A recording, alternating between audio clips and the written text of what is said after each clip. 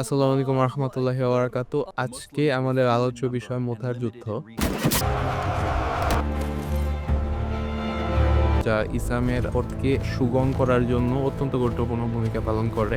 বিভিন্ন হাদিসের আলোকে আমি চেষ্টা করব আমার ক্ষুদ্র জ্ঞান দিয়ে যতটুকু সহজ করে সম্পূর্ণ ঘটনাটা বিশ্লেষণ করা যায় সেই ব্যাপারটা করতে ৬২৯ খ্রিস্টাব্দে মুসলিম বাহিনী এবং বাইজেন্টাইন সাম্রাজ্যের মিত্র বাহিনীর মধ্যে বর্তমান জর্ডানের মুতা নামক স্থানে একটি যুদ্ধ সংঘটিত হয়। সেই যুদ্ধটি হচ্ছে প্রধানত মুতার যুদ্ধ, যা ইসলামের ইতিহাসে সাহসিকতা এবং আল্লাহর উপর ভরসার এক নজিরবিহীন ঘটনা। উমরাতুল কাযা থেকে ফিরে জিলহজ মাসের শেষ দিনগুলি সহ পরবর্তী ৪ মাস রাসূলুল্লাহ সাল্লাল্লাহু আলাইহি ওয়াসাল্লাম মদিনায় অবস্থান করেন। এরপর মদিনার নিরাপত্তাবিহীন ও শাম অঞ্চলে মুসলিমদের উপর অব্যাহত নিপীড়ন ঠেকাতে রাসূলুল্লাহ সাল্লাল্লাহু আলাইহি ওয়াসাল্লাম এই অভিযানটা প্রেরণ করেন। জমাদাল উলা মাসে এই অভিযানটা সংগঠিত হয়। এটি ছিল খ্রিস্টানদের বিরুদ্ধে সর্বপ্রথম যুদ্ধাভিযান। মদিনাকে ইহুদি মুক্ত করার পরে এবং ইসলামের প্রধান শত্রু কুরাইশদের সাথে সন্ধি চুক্তি করার পরে ইসলামের প্রধান প্রতিপক্ষ হিসেবে হয়ে দাঁড়ায় হচ্ছে খ্রিস্টান রোমকরা। মূলত এই খ্রিস্টান রোমক শক্তিকে পদানত করার জন্যই এই অভিযানটি সংগঠিত হয়, যা মুতার যুদ্ধ নামে পরিচিত এবং ইসলামের পথকে সুগম করতে এই যুদ্ধ অত্যন্ত গুরুত্বপূর্ণ একটি ভূমিকা পালন করে। এর মাধ্যমে শাম ও পারস্যে রাজত্বকারী দুই পরাশক্তির পতন হয় এবং এই সম্পূর্ণ প্রচেষ্টা সংগঠিত হতে হযরত ওমর রাদিয়াল্লাহু আনহুর খেলাফত কাল পর্যন্ত এই সম্পূর্ণ প্রচেষ্টাটি সংগঠিত হয়। হযরত মুহাম্মদ সাল্লাল্লাহু আলাইহি ওয়াসাল্লাম মুতার যুদ্ধের পরিকল্পনা করার পরে তিনি তার সাহাবীদের নিয়ে বসলেন এবং তার সাহাবীদের যুদ্ধের জন্য যে যোদ্ধা পরিকল্পনাটা আছে ওই পরিকল্পনাটা নিয়ে তাদের সাথে আলোচনা করছিলেন। ওই সময়ে তিনি যায়েদ বিন হারেসাকে তার প্রধান সেনাপতি হিসেবে নিযুক্ত করেন। দ্বিতীয় সেনাপতি হিসেবে নিযুক্ত করেন জাফর বিন আবু তালিবকে এবং তৃতীয় আমির হিসেবে ঘোষণা করেন আব্দুল্লাহ বিন রাওহাকে। রাসূল সাল্লাল্লাহু আলাইহি সাল্লাম এইভাবে বলেন যে তোমাদের মধ্যে যায়েদ বিন হারেসা হচ্ছে প্রধান সেনাপতি, সে যদি শহীদ হয়ে যায় তখন সেনাপতির দায়িত্ব নেবেন জাফর বিন আবু তালিব।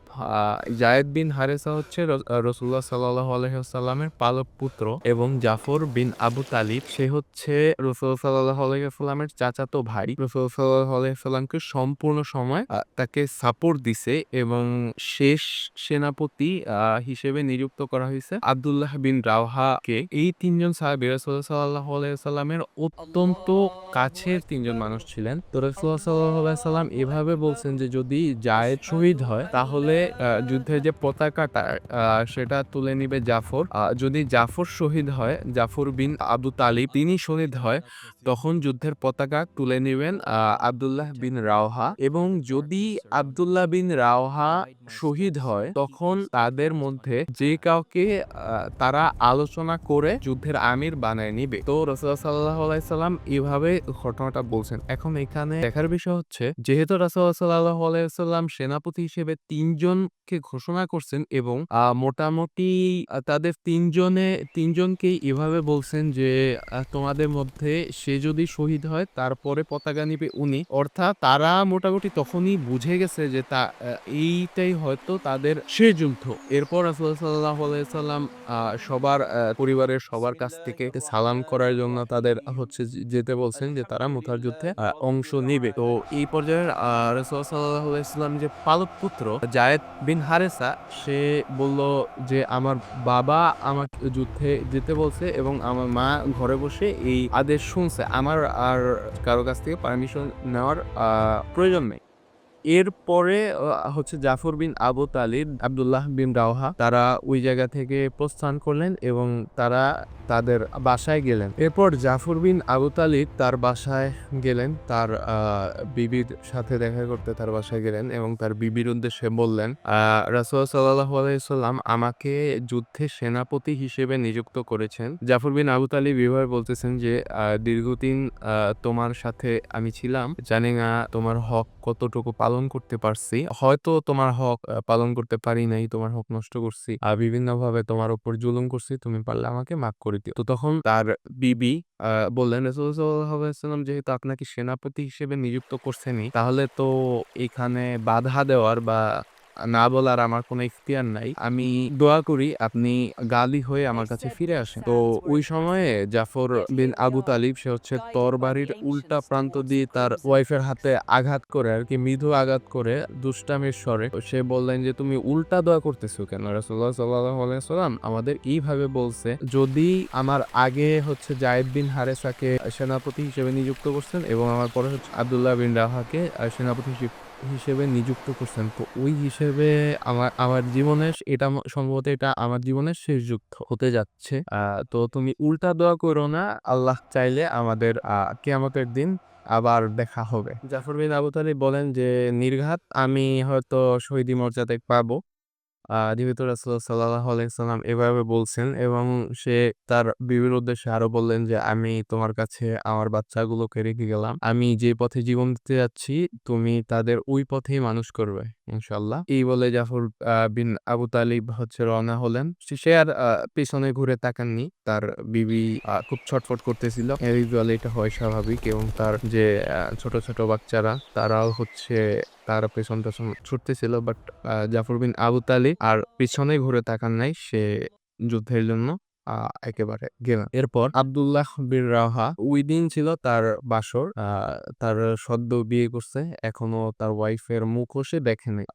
যে গায়রত আসলে এই ঘটনাটা দিয়ে তারা যে কতটুকু সম্মানিত ছিল এবং ইসলামের প্রতি কতটুকু কেয়ারিং ছিল, এই ঘটনা দেখে এই ঘটনা থেকে মোটামুটি কিছুটা হলেও আন্দাজ করা যায়। তো আব্দুল্লাহ বিন রাওহা যখন বাসায় ঢুকলেন আরকি, ঘরে ঢুকেন নাই, বাড়িতে ঢুকছেন, তখন সে হচ্ছে তার ওয়াইফের কোরআন তেলাওয়াত করার আওয়াজ পাচ্ছিলেন। তার ওয়াইফের কোরআন তেলাওয়াতের শব্দ শুনতে পাচ্ছিলেন। তখন সে গলা উঁচু করে বললেন, "বিবি, আমি আব্দুল্লাহ তোমার স্বামী আসছি। তুমি একটু কোরআন তেলাওয়াত করা বন্ধ করো। আমি একটু কথা বলবো।" সে ঘরের বাইরে, আব্দুল্লাহ বিন রাওহা ঘরের বাইরে এবং তার ওয়াইফ ঘরের ভিতরে। তো সে তার শব্দ শুনে কোরআন তেলাওয়াত করা বন্ধ করলেন। এরপর আব্দুল্লাহ বিন রাওহা বললেন যে, "আমাদের নতুন বিয়ে হইছে। হয়তো তোমার কোনো হক আমি ওইভাবে রাখতে পারি নাই। তুমি পারলে আমাকে মাফ করে দিও। রাসূলুল্লাহ সাল্লাল্লাহু আলাইহি সাল্লাম আমাকে ৩য় সেনাপতি হিসেবে নিযুক্ত করছেন। তো সে যেহেতু এভাবে বলছে যে, তোমাদের মধ্যে যদি আব্দুল্লাহ বিন রাওহাও শহীদ হয়, এরপরে তোমরা যে কাউকে সেনাপতি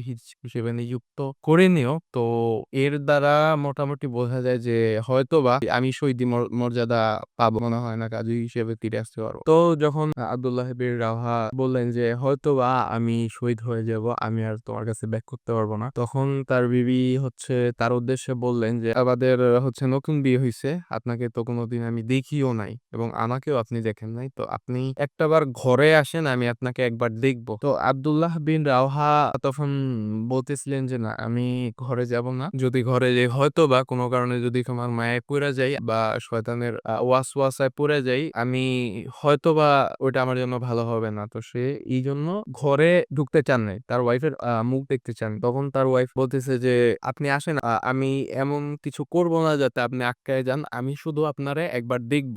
আমি যাতে আপনাকে কিয়ামতের দিন চিনতে পারি আমার স্বামী হিসেবে।" তখন সে বলতেছে যে, "তোমার যদি এমনই নিয়ত থাকে যে তুমি আমাকে চেনার জন্য আমাকে দেখতে যাইতেছো, তাইলে ইনশাআল্লাহ কিয়ামতের দিন আল্লাহ রাব্বুল আলামিন যার জন্য আমি হচ্ছে যুদ্ধে যাচ্ছি, যার রাস্তায় আমি যুদ্ধে যাচ্ছি, সেই আমাদের স্বামী-স্ত্রী হিসেবে পরিচয় করাই দিবেন।" তো যায়েদ বিন হারেসা, আব্দুল্লাহ বিন রাওহা এবং জাফর বিন আবু তালিব তাদের ৩ জনেরই মোটামুটি বাসা থেকে তারা যখন সালাম করে আসছে যুদ্ধের ময়দানে যাওয়ার জন্য, সবাই মোটামুটি প্রস্তুত। এরপরে তারা যুদ্ধের উদ্দেশ্যে রওনা হইছে। রাসূলুল্লাহ সাল্লাল্লাহু আলাইহি সাল্লাম এই মুতার যুদ্ধের জন্য ৩,০০০ সৈন্য প্রেরণ করে দিছে। তারা যখন এই ৩,০০০ সৈন্য নিয়ে মুতার প্রান্তরে পৌঁছালো, তখন তারা দেখতে পেল যে তাদের অপোনেন্ট হিসেবে ১,০০,০০০ হচ্ছে রোমানরা এবং তাদের মিত্ররা হচ্ছে আরো ১,০০,০০০। অর্থাৎ ৩,০০০ সৈন্যের বিপরীতে তারা হচ্ছে ২,০০,০০০ সৈন্য তাদের জন্য মোতায়েন করে অলরেডি রাখা হইছে।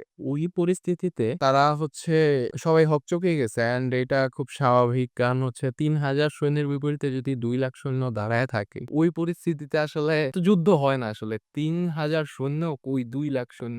অনেকে বলতেছেন যে রাসূল সাল্লাল্লাহু আলাইহি ওয়াসাল্লাম কি খবর জানান যে তারা তো ২,০০,০০০ সৈন্য নিয়ে দাঁড়ায় আছে। এখন আমরা কি করব? হয়তো রাসূলুল্লাহ সাল্লাল্লাহু আলাইহি ওয়াসাল্লাম সৈন্য মোতায়েন করবেন অথবা সে আমাদের কিছু একটা কোনো একটা আদেশ করবেন। তো তার আদেশ অনুযায়ী আমরা হচ্ছে কাজ করব। তো তখন আব্দুল্লাহ বিন রাওহা যেহেতু সে ওই সময় যুবক ছিলেন, সে হচ্ছে এইভাবে বলতেছিলেন। আব্দুল্লাহ বিন রাওহা কিন্তু অনেক ভালো কবিতা আবৃত্তি করতে পারতেন। সে এইভাবে বলতেছিলেন যে, "তোমরা যে ভয় পাইতেছো যে যুদ্ধ করার জন্য, তো আমরা মেইনলি আসছি এই কারণে এইখানে।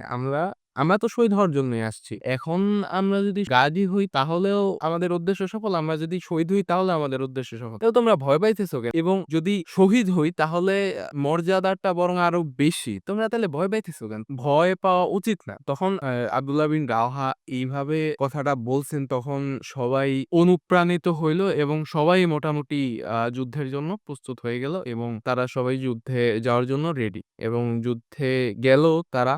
যুদ্ধে যাওয়ার পরে সর্বপ্রথম নবী রাসূলুল্লাহ সাল্লাল্লাহু আলাইহি ওয়াসাল্লামের যে ক্রম, যায়েদ বিন হারেসা শহীদ হইল। যায়েদ বিন হারেসা শহীদ হওয়ার পরে জাফর বিন আবু তালিব পতাকা নিল। জাফর বিন আবু তালিব পতাকা নিয়ে ছুটতে লাগলেন। তখন হচ্ছে ১ম এ তার যে হাতে পতাকা নিছেন ওই হাত বরাবর অপোনেন্ট টিম হচ্ছে করে তার ওই হাত পড়ে যায়। দেন হচ্ছে অন্য হাতে সে পতাকা ধরে। দেন ওই হাতও যখন পালায় দেয় তখন সে হচ্ছে তার বগলে আরকি মানে ২ হাত দিয়ে যেভাবে পতাকা রাখা যায় সে ওইভাবে পতাকা রাখছেন। পতাকা পুড়তে দেন নাই। এরপর তাকে মাঝখান থেকে হচ্ছে তরবারি দিয়ে আঘাত করে সম্পূর্ণ শহীদ করা হয়। এরপর হচ্ছে আব্দুল্লাহ বিন রাওহা পতাকা নেয় এবং কিছুক্ষণ পর আব্দুল্লাহ বিন রাওহাও হচ্ছে শহীদ হয়। এরপরে খালিদ বিন ওয়ালিদ হচ্ছে সবার আলোচনার সাপেক্ষে খালিদ বিন ওয়ালিদ হচ্ছে পতাকা নেয়। খালিদ বিন ওয়ালিদ যুদ্ধের সেনাপতি হিসেবে নিযুক্ত হয়। এখন খালিদ বিন ওয়ালিদ হচ্ছে মোটামুটি সম্ভ্রান্ত পরিবারের একজন এবং খালিদ বিন ওয়ালিদ যখন যুদ্ধের নিশানা হাতে নেয় তখন সে একাধারে তার হাতে ৯ টি তলোয়ার ভাঙে এবং শেষে সে একটি ইয়েমেনি তরোয়াল দিয়ে যুদ্ধ করে। একটি ছোট ইয়েমেনি তরোয়াল দিয়ে যুদ্ধ চালিয়ে যায়। সে একাই ৯ টি তলোয়ার দিয়ে বহু সংখ্যক রোমক সেনাদের শহীদ করে। খালিদ বিন ওয়ালিদ ছিল যুদ্ধ কৌশলে অনেক পারদর্শী। সে তার সেনাদলকে এমনভাবে সাজিয়েছিল যেখানে রোমক সেনারা প্রচুর হকচকিয়ে যায় এবং তারা ভাবে যে মুসলিম বাহিনী হয়তো দ্বিগুণ হয়ে গিয়েছে, তারা হয়তো সৈন্য মোতায়েন করেছে। কিন্তু খালিদ বিন ওয়ালিদ সৈন্যদলকে এমনভাবে সাজায় এবং সে বারবার সৈন্যদলকে সুইচ করতেছিল। ডানের সৈন্য বামে, বামের সৈন্য ডানে, সামনের সৈন্য পিছনে, পিছনের সৈন্য সামনে এবং যখন মুসলিম বাহিনীর এই বহর দেখে রোমক সেনাদের মনোবল ভেঙে যায়, ওই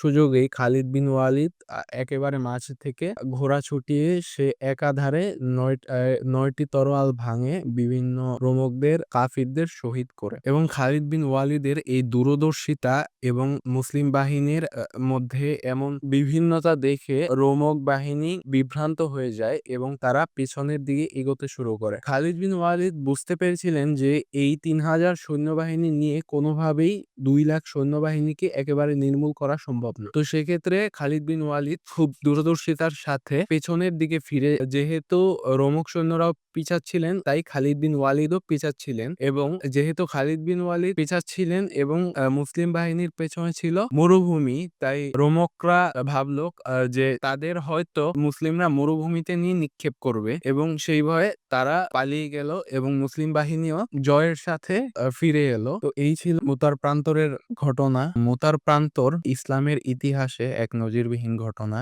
মুতার প্রান্তরেই আমরা বুঝতে পারি যে গায়ের জোরের চেয়েও অনেক বড় একটা ভূমিকা রাখে মুতার প্রান্তরে মুসলিমদের ইমানি যুদ্ধ এবং মুসলিম সেনারা মোটামুটি সবসময়ই তারা আল্লাহর উপর ভর করে এবং তারা হয়তো বাহুল্য বলের থেকে বেশি তারা আল্লাহর উপর নির্ভর করে এবং সেভাবেই তারা এগোয়, সেভাবেই তারা সকল কাজ করে এবং খুব ভালোভাবে সম্পন্ন করে। তো এই ছিল মুতার প্রান্তরের ঘটনা। আশা করি ভালো লেগেছে। তো আসসালামু আলাইকুম ওয়া রাহমাতুল্লাহি।